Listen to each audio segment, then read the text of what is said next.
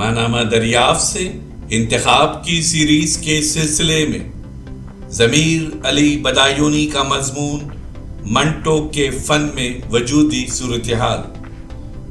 ये मजमून माहनामा दरियाफ्त के शुमारा नंबर 8 में शाया किया गया। ज़मीर अली बदायूनी का मजमून मंटो के फन में वजूदी सूरत हाल समात फरमाइए।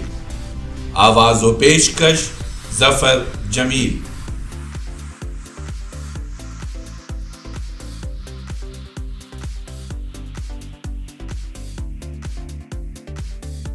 इसी उधेड़ बुन में वो दूसरी मंजिल पर अपनी खोली के पास पहुंच गई।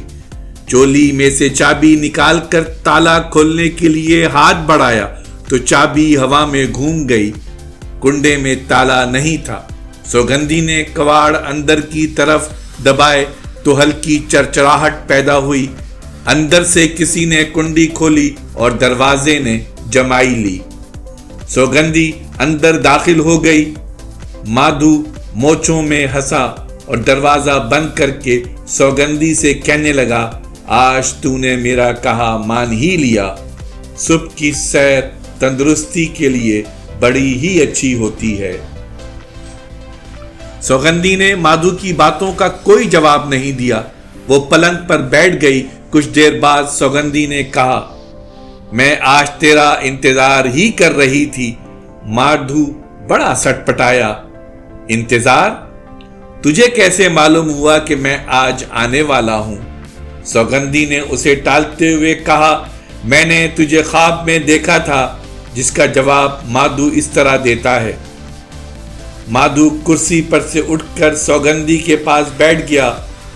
और मैंने तुझे ठीक 2 बजे सपने में देखा। जैसे तू फूलों वाली साड़ी, अरे बिल्कुल यही साड़ी पहने मेरे पास खड़ी है। तेरे हाथों में क्या था? तेरे हाथों में? हाँ, तेरे हाथों में रुपयों से भरी हुई थैली थी। तूने ये थैली मेरी झोली में रख दी और कहा, माधु तू चिंता क्यों करता है, ले ये थैली। अरे तेरे मेरे रुपए क्या 2 हैं? क्या सुनाऊं, बड़ी परेशानी है। बैठे बिठाए एक केस हो गया है। अब 20-30 रुपए हों तो इंस्पेक्टर की मुट्ठी गर्म करके छुटकारा मिले। इसके बाद वो सौगंधी की खुशामद करने लगता है। माधु कहता है, थक तो नहीं गई तो लेट जा, मैं तेरे पैर दबा दूं। सौगंधी लेट जाती है। जरा बदले हुए लहजे में कहने लगी, माधु ये किस मुए ने तुझ पर केस किया है? जेल वेल का डर हो तो मुझसे कह दे। 20-30 क्या 150 भी ऐसे मौकों पर पुलिस के हाथ में थमा दिए जाएं तो फायदा अपना ही है। वापस कब जाएगा तू? माधु मौके से फायदा उठाते हुए कहता है, दोपहर की गाड़ी से वापस जाना पड़ेगा। अगर शाम तक सब इंस्पेक्टर को 150 ना थमाए तो ज्यादा देने की जरूरत नहीं। मैं समझता हूं 50 में काम चल जाएगा। 50? ये कहकर सौगंधी बड़े आराम से उठी और इन 4 तस्वीरों के पास आहिस्ता आहिस्ता गई जो दीवार पर लटक रही थी। बाएं तरफ से तीसरे फ्रेम में माधु की तस्वीर थी। तस्वीर उतरवाने का ख्याल माधु पर इस कदर गालिब था कि उसकी हर शय तस्वीर से बाहर निकल कर गोया पुकार रही थी, हमारा फोटो उतरेगा। सौगंधी खिलखिलाकर हंस पड़ी। उसकी हंसी कुछ ऐसी तीखी और नोकीली थी कि माधु की सुइयां सी चुपी। पलंग पर से उठकर वो सौगंधी के पास गया। किसकी तस्वीर देखकर तू इस कदर जोर से हंसी है? सौगंधी ने बाएं हाथ की पहली तस्वीर की तरफ इशारा किया जो म्युनिसिपैलिटी के दारोगाए सफाई की थी। जरा देख तो थोबड़ा, कहता था एक रानी मुझ पर आशिक हो गई थी। ओह, ये मुंह और मसूर की दाल। ये कहकर सौगंधी ने फ्रेम को इस जोर से खींचा कि दीवार में से कील भी प्लास्टर समेत उखड़ आई। माधु की हैरत अभी दूर ना हुई थी कि सौगंधी ने फ्रेम को खिड़की से बाहर फेंक दिया। 2 मंजिलों से यह फ्रेम नीचे जमीन पर गिरा और कांच टूटने की झनकार सुनाई दी। सौगंधी ने इस झनकार के साथ कहा, रानी भंगन कचरा उठाने आएगी तो मेरे इस राजा को भी साथ ले जाएगी। इसके बाद वो जोर जोर से हंसने लगी। माधु बड़ी मुश्किल से मुस्कुराया और ही करने लगा। सौगंधी ने इस तरह दूसरी तस्वीर भी उठाई। दूसरे हाथ में माधु की तस्वीर थी। माधु अपनी जगह सिमट गया, जैसे हाथ उसकी तरफ बढ़ रहा हो और एक सेकंड में फ्रेम कील समेत उसके हाथ में था। जोर का कहकहा लगाकर उसने हूं की और दोनों फ्रेम एक साथ खिड़की में से बाहर फेंक दिए। दोनों मंजिलों से जब फ्रेम जमीन पर गिरे और कांच टूटने की आवाज आई तो माधु को ऐसा मालूम हुआ कि उसके अंदर कोई चीज टूट गई है। बड़ी मुश्किल से उसने हंसकर कहा, अच्छा किया, मुझे भी ये फोटो पसंद नहीं था। आहिस्ता आहिस्ता सौगंधी माधु के पास आई और कहने लगी, तुझे ये फोटो पसंद नहीं था, पर मैं पूछती हूं तुझ में है ऐसी कौन सी चीज जो किसी को पसंद आ सकती है? ये तेरी पकौड़ा ऐसी नाक, ये तेरा बालों भरा माथा, ये तेरे सूजे हुए नथने, ये तेरे मुड़े हुए कान, ये तेरे मुंह की बास, ये तेरे बदन का मैल। तुझे अपना फोटो पसंद नहीं था? माधु पीछे हटता गया।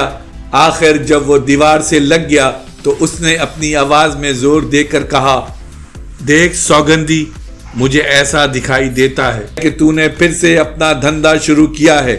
अब तुझसे आखिरी बार कहता हूं। सौगंधी ने इससे आगे माधु के लहजे में कहना शुरू किया, अगर तूने फिर से अपना धंधा शुरू किया तो बस तेरी मेरी टूट जाएगी। इस महीने का खर्च मैं तुझे पूना पहुंचते ही मनी ऑर्डर कर दूंगा। हाँ, क्या भाड़ा है इस खोली का? माधु चकरा गया। सौगंधी ने कहा, मैं तुझे बताती हूँ, 15 रुपए भाड़ा है इस खोली का और 10 रुपए भाड़ा है मेरा। पहले तेरे मेरे दरमियान 10 रुपए बचते थे और आज 50 बज रहे हैं। ये कहकर सौगंधी ने माधु की टोपी उंगली से एक तरफ उड़ा दी। माधु को यह हरकत बड़ी नागवार गुजरी। उसने बड़े कड़े लहजे में कहा, सौगंधी। सौगंधी ने तेज लहजे में कहा, सौगंधी के बच्चे, तू आया किस लिए है यहाँ? तेरी माँ रहती है इस जगह जो तुझे 50 रुपए देगी, या तू कोई ऐसा बड़ा गबरू जवान है जो मैं तुझ पर आशिक हो गई हूँ? कुत्ते कमीने, मुझ पर रोब गांठता है। मैं तेरी दबील हूं क्या? भिख मंगे, तू अपने आप को समझ क्या बैठा है? मैं पूछती हूं, तू है कौन? चोर या गट कतरा? इस वक्त तू मेरे मकान में करने क्या आया है? बुलाऊं पुलिस वालों को? पुणे में तुझ पर केस हो ना हो, यहां तो तुझ पर केस खड़ा कर दूं। भाग यहां से, वरना। सौगंधी की बुलंद आवाज सुनकर उसका खारिजदा कुत्ता जो सूखे हुए चप्पलों पर मुंह रखे सो रहा था, हड़बड़ाकर उठा और माधु की तरफ मुंह उठाकर भौंकना शुरू कर दिया। माधु डर गया। गिरी हुई टोपी उठाने के लिए वो झुका तो सौगंधी की गरज सुनाई दी, खबरदार, पड़ी रहने दे वहीं। तू जा, तेरे पूना पहुंचते ही मैं इसको मनी ऑर्डर कर दूंगी। ये कहकर वो और जोर से हंसी और हंसते हंसते बेत की कुर्सी पर बैठ गई। उसके खारिजदा कुत्ते ने भौंक भौंक कर माधु को कमरे से बाहर निकाल दिया। सीढ़ियां उतार कर जब कुत्ता अपनी टुंड मुंड दुम हिलाता सौगंधी के पास वापस आया और उसके कदमों के पास बैठकर कान फड़फड़ाने लगा तो सौगंधी चौंकी। उसने अपने चारों तरफ एक हौलनाक सन्नाटा देखा, ऐसा सन्नाटा जो उसने पहले कभी नहीं देखा था। ऐसा लगा हर शय खाली है। ये खला जो अचानक सौगंधी के अंदर पैदा हो गया था उसे बहुत तकलीफ दे रहा था। उसने काफी देर तक इस खला को भरने की कोशिश की मगर बेसूद। वो एक ही वक्त में बेशुमार ख्यालात अपने दिमाग में ठूसती थी मगर बिल्कुल छलनी का सा हिसाब था। इधर दिमाग को पुर करती थी, इधर वो खाली हो जाता था। बहुत देर तक वो बेत की कुर्सी पर बैठी रही। सोच विचार के बाद जब उसको अपना दिल बहलाने का कोई तरीका न मिला तो उसने अपने खारिज ज़दा कुत्ते को गोद में उठाया और सागवान के चौड़े पलंग पर उसे पहलू में लिटाकर सो गई।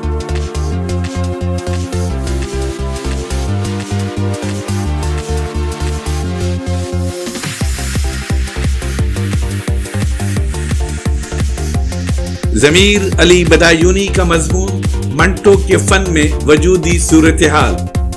आवाज़ व पेशकश ज़फ़र जमील।